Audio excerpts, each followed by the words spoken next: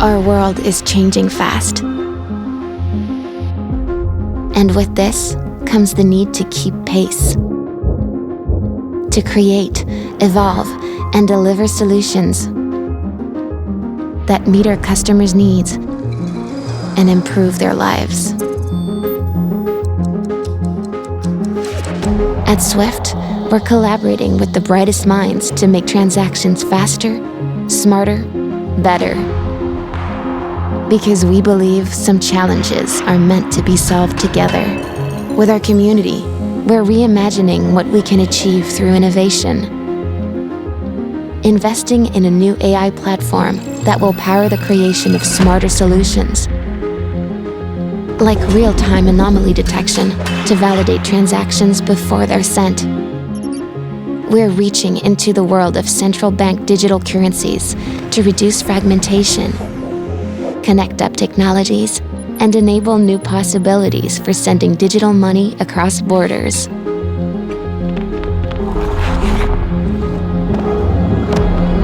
And we're guiding securities players through the emerging world of tokenized assets, increasing the speed and efficiency of post-trade processing to help a new market grow.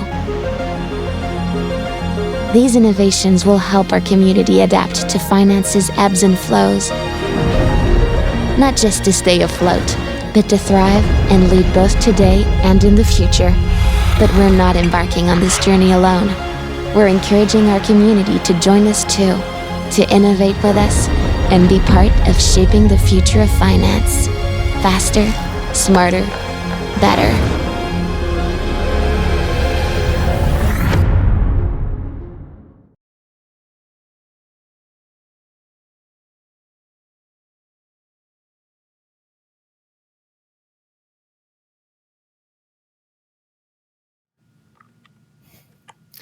Hi everyone, welcome to our 8th edition of Inside Innovation Live, a series of shows where we explore the exciting innovations happening across financial services.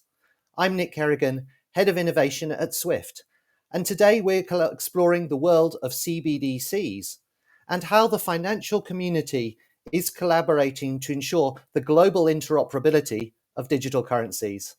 And I'm super excited today to be joined by Alexandra Thomé, Senior Expert Digital Euro at the Deutsche Bundesbank. Very warm welcome to you, Alexandra, to the show. Thank you, Nick. It's great being here. Great. To start us off, Alexandra, could you tell us a bit about your role at the Bundesbank? Thank you very much. Great question. Obviously, the apple of my eye, needless to say, is the digital euro. So that's also the main bulk of my work. For those of you that didn't know, the word digital euro actually is the term that we use for the retail CBDC within the euro system. And it's actually been trademarked by the ECB a couple of years ago. So whenever you hear digital euro, we're not talking about the wholesale side of things. But moreover, I'm actually also one of the lucky few that get to venture out into other closely related market initiatives. So that's actually also what brought me to this table to join Nick and the Sandbox. So we get to examine things from a policy perspective, obviously, on one hand, dive into like technical discussions as well. And also in light of client centricity, it's obviously also very helpful to understand what's going on in the market, because we can't really, risk getting this disconnect. Absolutely, absolutely, and a very warm welcome to you for this session. I think we're going to have a great conversation today. Before we get into the discussion, it's also excellent to see so many of you joining us via LinkedIn Live. I can see we've now got 300 participants, so that shows, I think, the level of interest in this topic. Feel free to ask questions in the LinkedIn live stream, and we'll try to get to them as many of them as possible during this conversation. So maybe to start off, let's talk about the global perspective for central bank digital currencies. We've seen really significant growing momentum in the past 18 months or so, with over 110 countries around the world exploring a digital currency. And indeed, the survey by OMFIF of central banks at the end of last year suggested that 24% of central banks expect to introduce a CBDC in the next 1 to 2 years. Now, I don't have a crystal ball as to whether that's going to happen or not, Alexandra, and probably, if I did, I'd be sat on a beach somewhere because I've made my millions in other things. But clearly, things are moving fast. So, could you give us a sense of some of the initiatives that the Bundesbank is working on in this area? Yes, of course. So on top of the obvious two, once the digital euro and the CBDC Sandbox by Swift, we're obviously diving into another couple of initiatives here and there. So, starting out, we've always been like huge fans of, smooth payment systems.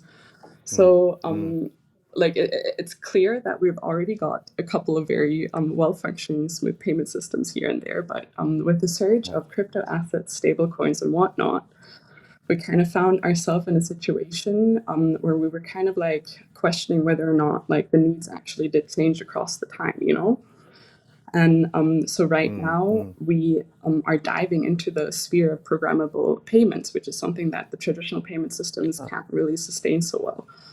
So as at the Bundesbank, we've actually been looking into exactly this topic for a couple of years. So if you want to dive into the theoretical part of things, there's a paper available. It's called Money in Programmable Application Online, to kind of really guide you through the use cases from a central bank perspective, and also which types of money could cater to which needs, But this is the theory side. So obviously we're also getting our hands a little bit dirty, diving into, like development of, one or two things, one of them being a trigger solution. So the trigger solution is a wholesale application, and very high level description would be bridging the gap between, like the DLT world and the traditional payment systems. But that's just one of the examples that we're doing, and stay tuned. We're obviously quite keen on communicating our additional developments, so there is more to come. Great. Well, I'm looking forward to that, and the whole space of programmability I think is really fascinating, and having read the paper, I thought it was really useful and insightful contribution. So I do recommend it to anybody who wants to kind of dive deeper into programmability.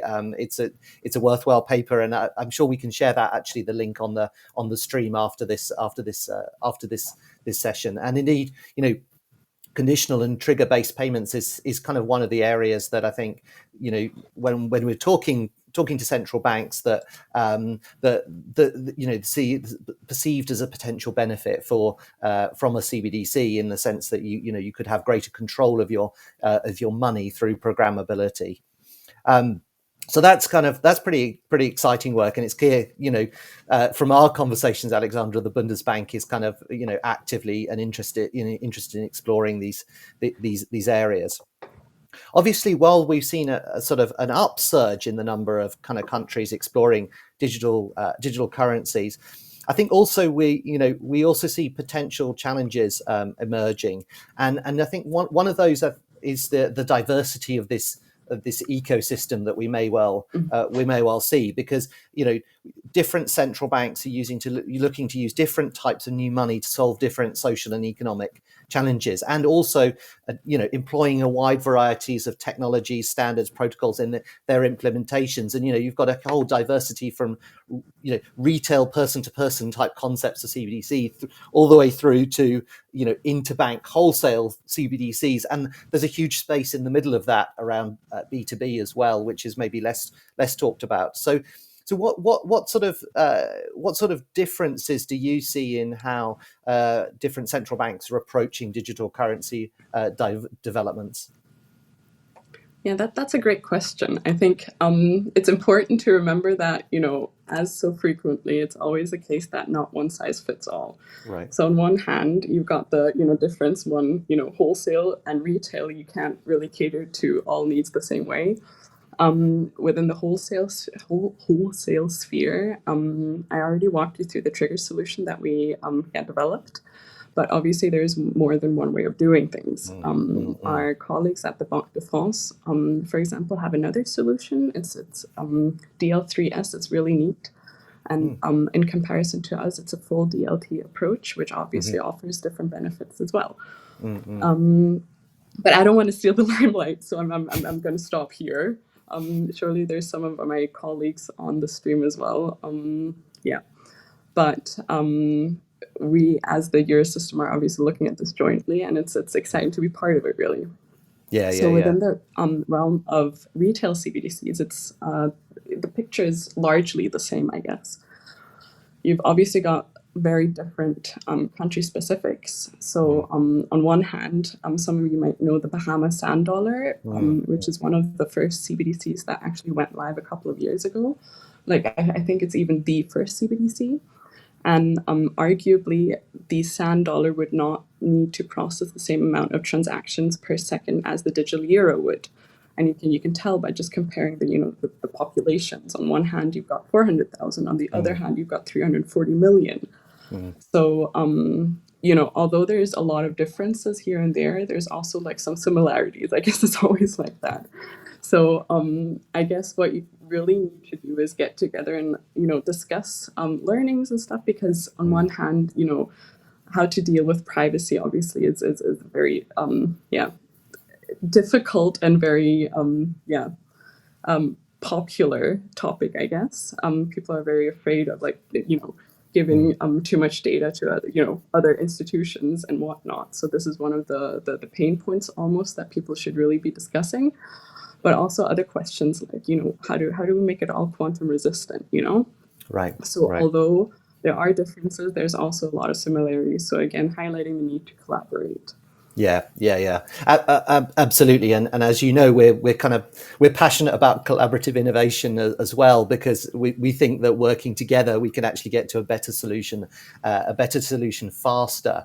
And certainly, there's been quite a lot of debate with those countries that have gone earlier, like Bahamas and Nigeria. Well, how much adoption are they seeing? And I actually think, while we don't take a policy position here, actually those countries were quite brave, because they've actually almost done their experimentation in the live, whereas other countries and systems have taken a sort of a more sort of staged approach here. So I think it's very valuable to then be able to share back those learnings of some of the countries that are already kind of out and kind of piloting and so forth. And it's sort of innovation is always an iterative process, I believe. So the more we can learn from each other, the better. And with that in mind, I mean, SWIFT has been working with the global financial community for several years to see how we can play a role in helping overcome, potential fragmentation that could come from this diversity of digital currencies implementation, and ensure interoperability. So last year we published a report demonstrating a new experimental interlinking solution for CBDCs capable of connecting CBDC networks and existing payment systems. And then we deployed that solution into a sandbox environment and opened it up to 18 central and commercial banks to be able to experiment and test that during the course of a 12-week period. And obviously we were delighted to have the Bundesbank as a participant in that sandbox exercise. So maybe could you share a bit of background as to why the Bundesbank decided to join the sandbox? What was your kind of interest in it, and what were you looking to achieve? So this project in particular was very appealing for two reasons. Like, one being SWIFT is obviously in quite a sweet position to really tackle the topic of interoperability, just because of its history as an infrastructure provider. But the second one was also quite appealing because just due to the sheer range of participants, spanning across different regions, some focus more on the retail side of things, other focus more on the investment side of things, or like the trade finance side of things. So it really allowed for quite insightful discussions with a multitude of different stakeholders. So yeah, we definitely had high expectations, but we weren't disappointed. So we're happy to be part of this. I'm very glad of that. And maybe you could share a little bit about the makeup of the team that was involved from the Bundesbank, and the profiles and the roles you took. Of course. So payments, within banking are always a little bit omnipresent. There's not much you can do without payments, I guess. So that kind of definitely showed us that we needed a cross-functional team, diverse team members to really try to get the most amount of knowledge at the table to really contribute, and to meet our own expectations, I guess. So definitely we needed to have someone with a very deep technical background. We could really seize our from our other projects, like the trigger solution, because we actually developed things already, so we could really seize our background there. Payments expertise, super important, RTGS systems and T2 for those that are aware in the Euro system. But obviously, understanding the policy part was quite pivotal, I guess, because on one hand, you could really make sure that there's not a disconnect to, the assumptions and the decisions that we made, just to make sure that, they are reflecting the real life way of doing business, I guess. Yeah. And I thought that was having the makeup of having a group of central and commercial banks involved in this. I think was really important and also insightful, as you said, because of the regional spread that we have. And obviously in the sandbox, there was kind of a couple of things to enable. The first was individual experimentation and testing. So did you get involved in the transaction testing, CBDC or CBDC to RTGS, for example? Yeah, so we had a look at different transactions in the sandbox. So we simulated two CBDC networks. One was Corda-based and the other one was Quorum-based. And just to really demonstrate this whole, that the solution has some technology agnostic approaches. Moreover, we also simulated the RTGS system just to make sure that, we're not basically on the cusp of creating any digital islands, because we really want to make sure that everything can actually communicate with everything. So, absolutely. That was really appealing to us. Yeah. Great. No, that's great. It's great to hear that. And I thought the other thing that was really at least powerful for me when we did the sandbox was then we gathered all the participants together every 2 weeks and talked about important questions around CBDC design, because we were extremely conscious that, having built an experimental solution, we made a lot of assumptions about how CBDCs could work, and we really needed to validate those and kind of work those through with the sandbox participants. How did you feel that those sort of collaborative sessions helped drive the project forward? I thought they were really, really worthwhile. The continuous exchange really allowed us to, on one hand, identify future areas of interest, but on the other hand, really testing the assumption how other stakeholders really saw these. The heterogeneous setup of the participants also allowed us to gain a few very neat insights. One example of this would be basically some players were quite focused on the netting cycle, T+1, T+2, etc. But then there were other people at the table that were quite focused on real-time settlement. So this is obviously just one of very brief example, but what I'm trying to say is that you really need to understand the stakeholders of the solution that you're trying to build or trying to get productive to create a sustainable solution. So one way of doing it is really accumulating them at one table to really dive into the discussions. So another aspect I found was very appealing was that just extending this whole example was we were able to discuss things very thoroughly, and there was a lot of flexibility in the discussion. I felt obviously we did have structure, we did have parameters, it wasn't just it wasn't a free-for-all, no. But the outcomes weren't dictated, so that was quite a lovely spirit that we came across. Yeah. And what I totally agree with you. And what I felt was also because we had institutions who'd explored different areas and different business areas, different technical areas, different levels of detail, they were able to share those insights. And so, they were able to sort of say, well, this is probably not the way you want to go. Maybe this, we found this way works, and therefore we kind of got to that, got to the sort of the right answers or best answers, kind of quicker through that. So I very much appreciated the collaborative spirit, and yes, we definitely had some lively discussions. I mean, liquidity was clearly one of those, right? Between the sort of gross settlement versus being able to take advantage of the of netting mechanisms that we have today. And as we as we highlighted in the report, that's one area that I think is going to be actively explored, kind of going forward. One of the other design considerations related to that was then also about atomic settlement, and the solution that we designed experimentally had effectively what we might call a two-phase commit model. And I think it was very, very clear, the feedback from the participants, including yourself, was, well, actually, we want to have the ability to go to fully atomic settlement. So what were your thoughts about atomic settlement, Alexandra? Well, I mentioned in the beginning that we've always been fans of smooth payment systems. Right. And we do what it takes, obviously, to not enforce them, but, enable them. And one way of creating the smoothness is obviously really trying to reduce this whole counterparty risk.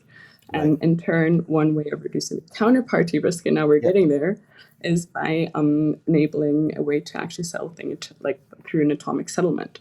So for those that might not know what exactly it is it's basically an instant exchange of two assets, but that are linked.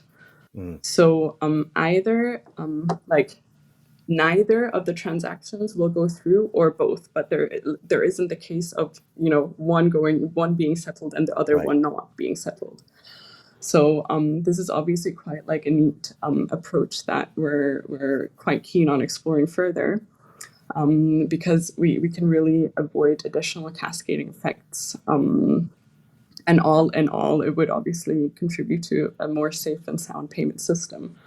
And, like the atomic settlement is obviously also like the background of many use cases. Like one would be delivery versus payment, or also payment versus payment. So again, if you want to, read up on that, dive into the money and programmable applications that I mentioned in the beginning of the live feed. Great, and absolutely. That was super useful feedback from the participants of the need for fully atomic settlement in order then to enable further use cases like conditional and trigger based payments, or like DVP going forward. So we've very much taken that feedback on board and are building that full level of atomicity and then into the next version. So and I guess that's kind of part of why we wanted to do the sandbox, was to test that and then understand really the needs here, and take that on board. You recall also, Alexandra, we had quite a lively discussions about access models and the role of intermediaries, and some diversity of views, but also a feeling that it's likely that the intermediaries will be needed in the future. What's your thoughts on that, and what do we need to consider around those topics? So obviously that's a great question, and probably also at heart of many discussions nowadays. Right. I mentioned that we're definitely fans, as central bankers, we're definitely fans of smooth payment systems. But another thing we're very huge fans of is financial stability. Right. So that obviously means that we really need to examine, risks and consequences very carefully that could stem from widening the access of to central bank money. So we're doing it very carefully, I have to admit. We look at the trade-offs that could arise. We look at how what implications on monetary policy could come, and we're obviously trying to really actively mitigate and control them. What some people seem to be forgetting is that we're extremely happy with the prevailing financial system as it is. Right. We really don't want to risk disintermediation, bank runs, no go, not a fan at all. And we really do understand the importance of commercial banks for financial system. Like we're no monsters. So yeah, a little tidbit obviously doesn't surprise you, but the past couple of weeks we've all been quite antsy in, you know, the bigger scale of Right, things. absolutely, So absolutely. The context has kind of evolved on us fast, right? exactly. So yeah, on one hand, we definitely feel the need to really support innovation. We want to delight our citizens with a complementary product, but it's really supposed to be complementary. Yeah. You know, we don't want to ruin anything. So I guess the risk here is probably just moving too quickly and underestimating some of the you know, problems that could arise and thereby really hindering innovation. But we we see the role of commercial banks and they are safeguarded. Yeah, yeah, great, great, and you know, I think that also speaks to the kind of approach that we have in this. In you know, we're big fans of responsible innovation, right? Safety and soundness and security is kind of foundations of what you do, what we do, right? And so I think when we look at sort of CBDCs, one of the key things is, yes, we will invent genuinely net new things where there are really new challenges, but equally, if there are things that already work really well, then we should look to reuse them. And that was, you know, one of the reasons in the solution, for example, that it uses ISO 20022 as the common language for payments, because everybody's been really heavily invested in it. We just, you know, started the coexistence period on cross-border. Obviously in Europe, that's also now, you know, that standard's rolling out. It doesn't make sense to kind of throw that out, just, you know, having invested so much into it. Actually, we want to increase interoperability. So maybe final thought on the sort of the exploration that we did. How did the Swift's kind of experimental solution perform in testing? What did you find from it? Well, I can actually keep this one quite short and almost very blunt. We felt that, you know, performed very well. Once everything was set up and running, it worked as expected. Great. We were able to test different transactions that I already mentioned earlier, and we were able to really you know, follow the different steps taken to really make sure that things, you know, follow the process as intended. Right. So safe to say, if implementation quality continues in the next phase, then we are really looking forward to things. Great. I'm very glad to hear it. And that's a neat segue, I guess, into the sort of going forward. For those on the LinkedIn live stream, we're just going to share a QR code now. This is the link to the report that we published together with the participants to share the results of the Sandbox exercise. So if you haven't read it already, please do feel free to scan that now and download the report and share any thoughts with us offline.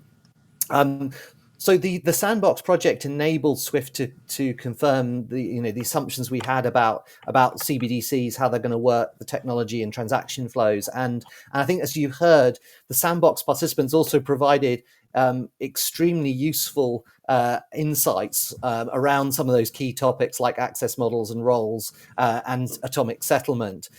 So following the success of that Sandbox project, we're now developing a beta version of the interlinking solution, which we're seeking to get ready to be able to test in the coming weeks and months. And then in parallel, we're planning to run a second phase of the CBDC Sandbox, which will focus on new use cases, such as the ones that Alexandra has described today, implementing additional functionalities based on the feedback. So, Alexandra, now that first round of the Sandbox is over, and now we're moving to the next phase, what are your main kind of takeaways from the project and thoughts about going forward? Well, main takeaways is definitely, again, highlighting the importance of collaboration. Like, I feel like this is definitely one of the reoccurring topics of today. Gathered great insights, identified further work, further areas of work that are of interest to everyone.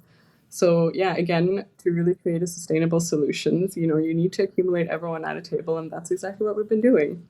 Yeah. I couldn't agree more. And I'm looking forward to this continued collaboration. I think it's powerful, and hopefully we'll gather more around the table as well to do that as we go forward. Conscious of time, I can see we've got some great questions coming in from the audience. So I'm going to pick a few of those, and apologies if we don't get to everyone's, but I'm going to pick out a few. So Lewis, thank you very much for your question about interoperability, and a very interesting question here, Alexandra. Lewis asks, what do you think are the biggest hurdles we need to overcome to ensure interoperability from a legal framework perspective as opposed to a technical perspective? Did you have any thoughts on that? That's definitely one of the I don't want to call it key problems, but challenges that we're facing. It's kind of like a hen and egg, because a lot of the things that are already put into regulation obviously look at the status quo of things. Right. And now if you're venturing out into like new technology, you really need to revisit a lot of the things that have already been put down on paper. But definitely, I feel like there's a lot of stuff that needs to be looked at again, just to make sure that the innovation part of what we're trying to really really implement can actually work as intended. Because if you're back in the stuck in the rut of your old the old way of doing things, then you might not really achieve what you're actually out to achieve. Yeah. Agree with you, and it's a common thing that we also look at from a standards perspective as well. So, for example, the messaging standards that we shepherd and oversee, are those fit for purpose in the future? And so, for instance, in areas like tokenized assets, we've been updating the securities messaging standards, so things like token addresses can be accommodated in those, and that's it's not the most sort of necessarily the sort of the stuff that goes in press headlines, but it's absolutely necessary work to actually make sure that these kind of these can be actually done in practice. Exactly. So another question's come in from which is an interesting one, from Juso. I hope I've got the pronunciation right here. And the question is about the kind of the interaction between CBDCs and instant payments, right? So the question is, CBDCs seem like a great tool for instant payments, but what about current national and regional schemes that have been developed or are under development that are not based on CBDCs? Should those schemes with more traditional money be more aligned with CBDCs, or should they be kept on separate tracks? And I'm sure that's kind of a question that you have constantly on your mind in the Eurosystem perspective, right? Well, obviously,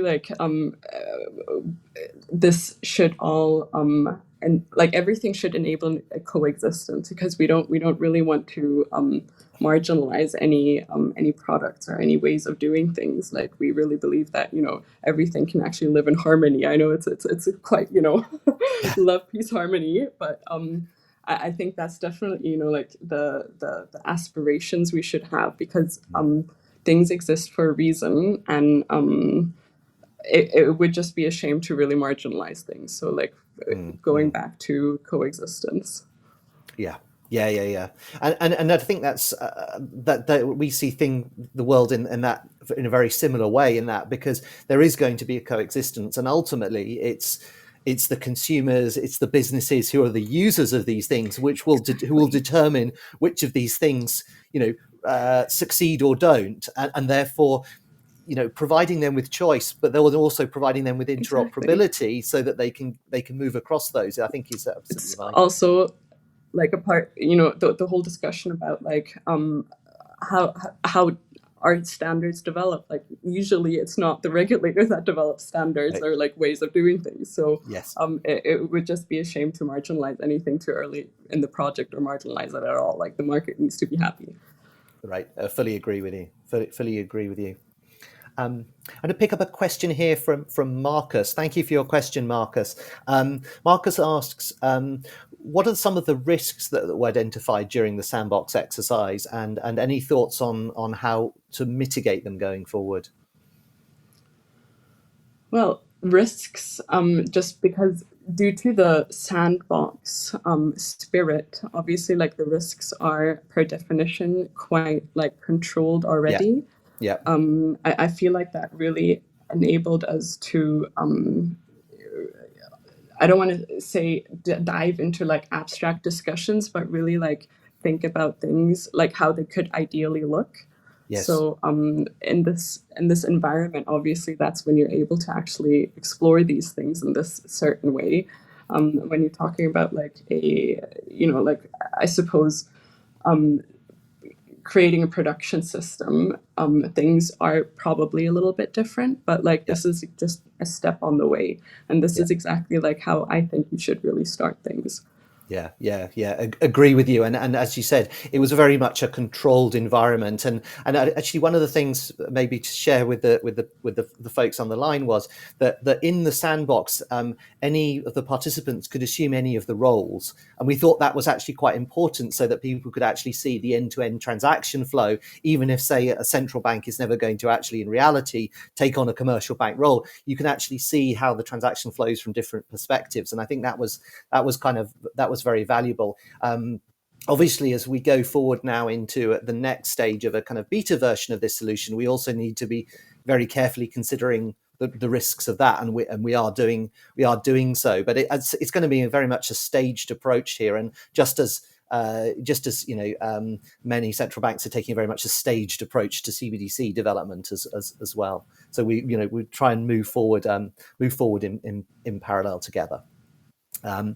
One final question, if I may, Alexandra, and I know we've run out of time, but there's so many questions that have come in. I want to make sure that they get covered. So Kenichi asks, considering the G20's enhanced cross-border payments target and the FSB CPMI roadmap, is it possible for CBDCs to start to contribute to some of the achievements of the targets they have with the along the time frame of sort of 2027 that they've set out? Obviously, like it's definitely one of the tools that we've got in the box to really tackle this problem. But one thing that you can't interoperability between CBDCs is obviously something you can't add on at the end. So this is one of the things that you really ought to consider from the very beginning, because anyone that's worked in IT projects, integration is always the tough part. So if you just consider it early enough, I think it can be a very valuable tool in doing so. But it really depends on everyone, and obviously BIS, for those that might be aware of their models, there's different ways to go about, and then again highlighting the need to really collaborate together, remain in constant exchange, just to avoid any ugly problems from appearing down the line. Yeah. I think that's very well said, and as you know, we've been kind of real advocates that interoperability should be designed in from an early stage rather than thought about afterwards, because we don't want to have disconnected digital islands here. We want to have instant and frictionless payments, and that to be really smooth, whether it's with a CBDC or whether it's with some other form of digital currency, or whether it's a traditional form of currency. Ultimately, I strongly believe that the consumers and businesses that we all serve together, in some ways, they don't actually care. The payment is actually about achieving something else that they were looking to achieve in their business or their lives. And so it's the responsibility on us to make that whole process run smoothly and securely in the background for them. Any final thoughts, Alexandra, before we close this session? I thought this was a great session. Thank you for having me. Again, highlighting the importance of collaboration. So I'm looking forward to our joint work. Great. Thank you very much. And thank you so much for joining today and joining me and the participants for an excellent discussion. That is unfortunately all we've got time for today. But do please watch out for Swift's next LinkedIn Live event that will look at the urgent quest for security settlement efficiency. So please join my colleagues on the 27th of April at 3:30 p.m. UK time to find out more. Thank you everyone for joining today, and thanks again, Alexandra, for being a part of this. Thank you so much. Have a great day. Take care, everyone.